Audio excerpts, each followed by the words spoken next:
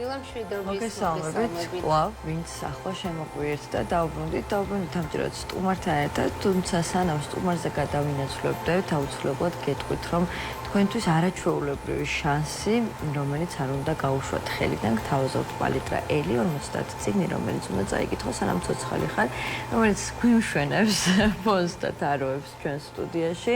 თქვენ გაქვთ უნიკალური შესაძლებლობა ამ წიგნების სერია შეიძინოთ 1000 ლარის, მაგრამ 600 ლარად სადღაც დაახლოებით აქ ამონათდება QR-ი, რომელიც შეგიძლიათ დაასკანეროთ და ახლავე შეიძინოთ თქვენთვის სასურველი პროდუქტი, თუმცა ასევე ნომერზე დარეკვითაც შესაძლებელია, თუ რა თქმა უნდა, საიტიდან არ გსურთ შეძენა, თუმცა ძალიან მარტივად შეგიძლიათ QR-ის დახმარებით შეიძინოთ ეს პროდუქტი. ასე რომ აუცილებლად უნდა გამოიყენოთ ეს უნიკალური შესაძლებლობა, ჩვენ გვაქვს უკვე ამის ბედნიერება და გვიმშვენებს სტუდიას 59 წიგნისგან შედგება. 50, რომელიც რეალურად 59-ს მოიცავს, კი ბატონო.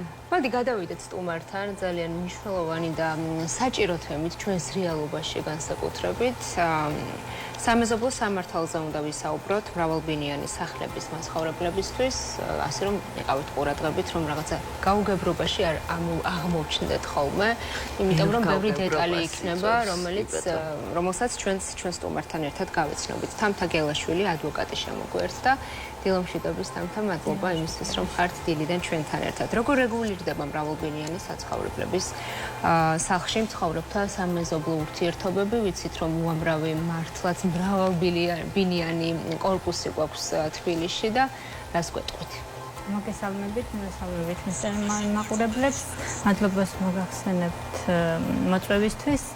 ნამდვილად საინტერესო და მნიშვნელოვანი თემა თითოეული ადამიანისთვის, რომელსაც ბინა აქვს ან ფლობს ან საკუთრებაში მრავალბინიან საცხოვრებელ სახლში. ანუ აღნიშნულ სამეზობლო ურთიერთობებს ქართული კანონმდებლობით რეგულირდება სამოქალაქო კოდექსით და ბინათ მესაკუთრეთა შესახებ ამხანაგობის კანონით, რომელიც საქართველოში ამოქმედდა 2007 წლიდან. ხშირად მეზობლებს შორის წარმოიშვება სხვადასხვა სახის პრობლემები, რომლებიც უკავშირდება ეგრეთ წოდებულ ემისიებს, რომლებიც შეიძლება მომდინარეობდეს მეზობლის მხრიდან. აქ მნიშვნელოვანია ვიცოდეთ, რა თავისებურება ახასიათებს მეზობლის ცნებას ამ კანონის მიზნებისთვის.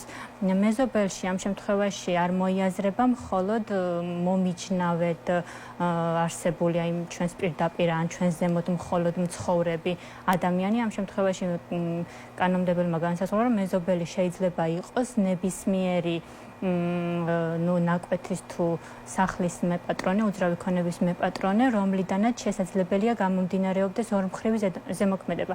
ამ შემთხვევაში ორმხრივ ზემოქმედებაში იგულისხმება, რა თქმა უნდა, უარყოფითი ზემოქმედება.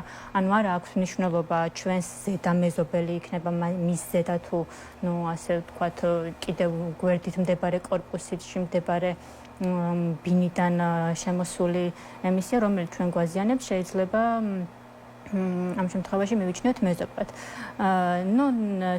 ქართული კანონმდებლობაში, ნახეთ, სამოქალაქო კოდექსში სამეზობლო ურთიერთობების მოწესრიგებელი ნორმა იწყება ურთიერთპატივისცემის ვალდებულებით. სწორედ აქედან უნდა ამოვიდეთ, როდესაც ჩვენ ვსაუბრობთ, როგორ დავარეგულიროთ მეზობლებს შორის ურთიერთობა, ურთიერთპატივისცემით და თმენის ვალდებულებით. ეს არის ძირითადი ის პრინციპები, რომლებიც განსაზღვრავენ სამეზობლო სამართალს როგორ მოვაწესრიგოთ. მაგრამ რა თქმა უნდა, ხშირია ისეთი შემთხვევები, როდესაც ამ ნორმების გამოყენება ვერ ხერხდება, ისეთ მძიმე ემისიებს აქვს ადგილი, რომელიც თმენაც შეუძლებელია და ამ შემთხვევაში შემოდის დღის წესრიგში როგორ დავარეგულიროთ ეს საკითხები.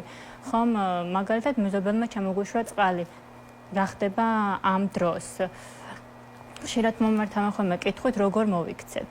პირველ რიგში, რა თქმა უნდა, აქაც უნდა დავიწყოთ საუბრით, მოლაპარაკებით და რამენაირად ვეცადოთ, რომ თავად მოვაგვაროთ ეს პრობლემა, მაგრამ თუ ვერ ვაგვარებთ ამ პრობლემას, ამ შემთხვევაში აუცილებელია დავაფიქსიროთ ეს ფაქტი, გამოვიძახოთ საპატრულო პოლიცია, ან არის ასეთი მომსახურება, რომელსაც სახსრუების ეროვნული ბიურო გვთავაზობს, ფაქტის კონსტატაცია ეწოდება. და როდესაც უკვე შესაბამისი უფლებამოსილი პირი აღწერს და დააფიქსირებს ზიანს, ამის შესაბამისად სასამართლოს გზით მოვითხოვოთ ზიანის ანაზღაურება.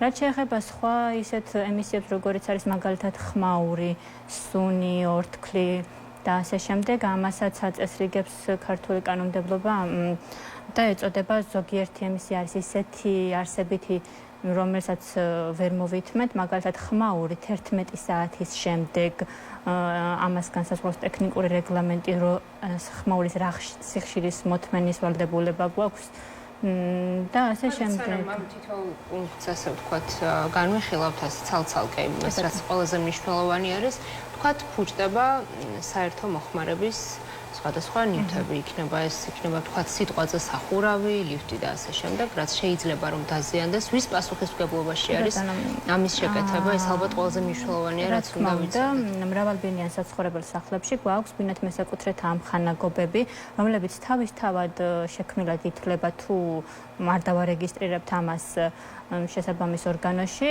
ყავს ბინათ მესაკუთრეთა ამხანაგობას თავმჯდომარე. კი, ანუ ნახეთ შექმნილად ითვლება. რა თქმა უნდა, რაღაც კანონმდებლობის შესაბამისი წესები რო განახორციელოთ, ამისთვის აუცილებელია რეგისტრაცია მოვახდინოთ, მოვიწვიოთ ამხანაგობის კრება და წევრთა ხელმოწერით შესაბამისი ოქმი შედგენით და ვარეგისტრიროთ შესაბამის გამგეობაში ჩვენი საცხოვრებელი ადგილის მიხედვით. მაგრამ თუ მაგალითად ეს არ გვაქვს განხორციელებული, მაინც ითვლება რომ ამხანაგობა შექმნილია თუ ორზე მეტი ბინა მდებარეობს მრავალბინიან სახლში და ამხანაგობის წევრები თვითონ წყვეტენ ვინ განახორციელოს ამ შემთხვევაში ამხანაგობის თავმჯდომარის უფლებამოსილება. საერთო სარგებლობის ფართებია ისეთი ფართები როგორც არის ლიფტი, სადარბაზო, კიბის უჯრედი და სხვა ნებისმიერი მსგავსი კონსტრუქციული ნაგებობა. ამ შემთხვევაში ამ ფართების მოვლის ვალდებულება და ზრუნვის ვალდებულება წარმოიშვება ამხანაგობის თითოეულ წევრს ერთობლივად. და ვალდებული არიან იზრუნონ ამაზე. მაგალითად, თუ არსებობს უკვე რეგისტრირებული ბინათ მესაკუთრეთა ამხანაგობა, ტარდება კრება და ამ კრებაში კრება წყვეტს, როგორ უნდა მოაგორონ ეს საკითხი.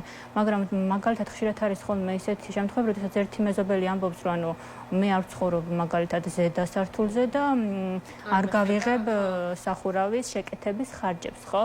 ან ნუ პირიქით სარდაფში და სარდაფია შესაკეთებელი და ნუ ზედა მეზობელი. კი ბატონო.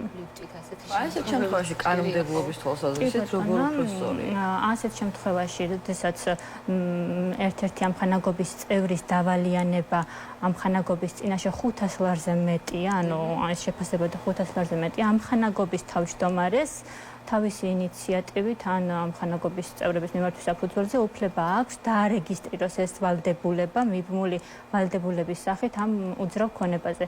ანუ შემდგომში თუნდაც გაასხვისოს ეს ბინა მან და შემდეგ მას ექნება ეს ვალდებულება და დავის თუ საქმე იქამდე მივა რომ გახდება სასამართლოში აუცილებელი, რა თქმა უნდა უკვე დაკმაყოფილება მოხდება შესაბამისი ქონებით და ასე შემდეგ. იმიტომ აწესრიგებს ამასაც კანონმდებელი ასე თუ ისე.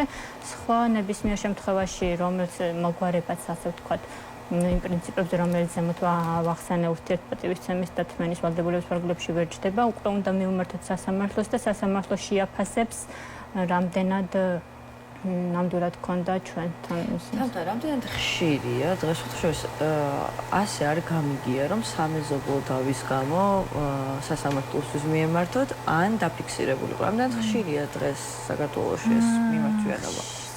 სამწუხაროდ არის ხშირი შემთხვევებია, მეც ხშირად მომმართავენ სამეზობლო დავებთან დაკავშირებით, განსაკუთრებით, როდესაც ერთი მეზობელი მეორე მეზობელს უზიანებს წყლის ჩასვლის შედეგად და მეორე მეზობელი ან არ იმყოფება, ან უარს აცხადებს მზიანის ანაზღაურებაზე. უფრო ხშირია, მაგალითად, რეგიონებში და სოფლად მომიჯნავე ნაკვეთებთან ხა ჩვენ ამ თემას ვერ შევეხებით, საკმაოდ ფართო თემაა, მაგრამ ასეთ რეგიონებში მცხოვრები მეზობლებს შორის უფრო ხშირია მიწის ნაკვეთებთან დაკავშირებული დავებიც. და რა თქმა უნდა, ასევე ხშირია მრავალბინიან საცხოვრებელ სახლებში, აი პარკინგთან დაკავშირებით აქვთ ხოლმე პრობლემა ხშირად. ძალიან პრობლემურია ნამდვილად. ეს ხო, აი პარკინგის თემა არის ყველაზე საინტერესო ამ შემთხვევაში, იმიტომ რომ არ არსებობს ხშირად ხელშეკრულება, არ არსებობს, ვთქვათ, რაღაც ნასყიდობის ხელშეკრულება, შენაძენი არ, უბრალოდ სიტყვიერი შეთანხმება, ან ზოგჯერ სიტყვიერიც არა რომ ეს ადგილი არის ჩემი, იმიტომ რომ ყოველდღურად მეძილად მიმოვდივარ და მევაყენებად მანქანას. და შემდეგ ხშირად არის ამის ნიადაგზე გაუგებრობები. აქ როგორ უნდა მოვგვარდეთ? ახალ კანონმდებლობით ახლა რომელი კორპუსების შენდება იქ შედარებით მოაეცა და კანონმდებელი რომ აეგვარებინა ეს პრობლემა, იმიტომ რომ რამდენი საცხოვრებელი ბინაც არის მშენებელი ვარდლებულია გაითვალისწინოს იმდენი საპარკინგი ადგილი კორპუსში რომ შემდგომში არ წარმოიშვას, მაგრამ ერთ ოჯახს ყავს 2 ან მეტი მანქანა. ხო, ამ შემთხვევაში, რა თქმა უნდა, ეს ადგილი ჩვენ რადგან აქ მანქანას ვაჩერებთ თუნდაც 20 წელი არ ნიშნავს, რომ ჩვენია. და არ შეიძლება მივიჩნიოთ ამ შემთხვევაში ხშირად მოქმედებს ხოლმე დასწრების პრინციპი. ხა ამას ყველაფერს როგორც აღნიშნე სამართალი ვერ დაარეგულირებს, მაგრამ თუ ჩვენ მანქანას ისე ვაჩერებთ, რომ ზღუდავთ სხვის საკუთრების უფლებას, აქ უკვე რა თქმა უნდა შეიძლება შემოვიდეს რას გულისხმობთ, ანუ მაგალითად ავტოფარეხის წინ დაყენებული მანქანა, რომელიც მე არ მეკუთვნის, შემიზღუდა, თქვათ, საშუალება და ამიტომ შემიძლია მოთხოვა. კი ბატონო, ეს არის უფლების ბოროტად გამოყენება, სამართალში შიკანა ესე უწოდებთ და რა თქმა უნდა ამისგან ყველა თითოეულმა მეზობელმა თავ უნდა შევიკავოთ, რომ ჩვენი უფლება არ გამოვიყენოთ ბოროტად. და ბოლოს საუბრის ბოლოს რას ურჩევდით და რა რჩევას მისცემთ ჩვენს მაყურებელს, როგორ უნდა შევინარჩუნოთ კეთილმეზობლური ურთიერთობა, რაც დამეთანხმებით, რომ ძალიან მნიშვნელოვანია, რომ არ მივიდეთ აი რაღაცა უკიდურეს ზონაში. პირველ რიგში აუცილებლად უნდა გავაცნობიეროთ თითოეულმა ადამიანმა მეზობლებმა ამ შემთხვევაში ჩვენი უფლებები და ვალდებულებები, გავეცნოთ იმ საკანონმდებლო რეგულაციებს, რომლებიც ამ მიმართულებით არის შეძლების დაგვარად, რა თქმა უნდა, ხა ყველა ნორმას ჩვეულებრივი თუ არ არის იურისტი ვერ გაეცნობა, და შევეცადოთ ვიმოქმედოთ იმ პრინციპებით, რაც არის ამოსავალი მთლიანად სამართლისთვის და განსაკუთრებით სამეზობლო სამართლისთვის, თმენის ვალდებულება და ურთიერთპატივისცემა, მხოლოდ ამის საფუძველზე შეგვიძლია მშვიდობიანი თანაცხოვრება. ძალიან დიდი მადლობა.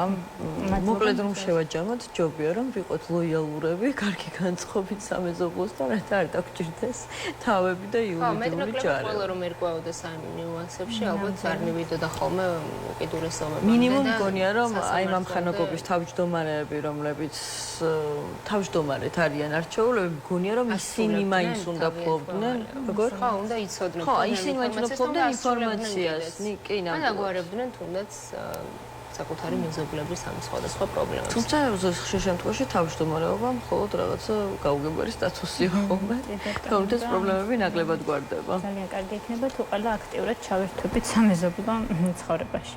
ნამდვილად გეთანხმებით, უკმესი მადლობა კიდევ ერთხელ თამთა გელაშვილი ადვოკატი იყო და ჩვენი სტუმარი და სამეზობლო სამართალზე ვისაუბრეთ.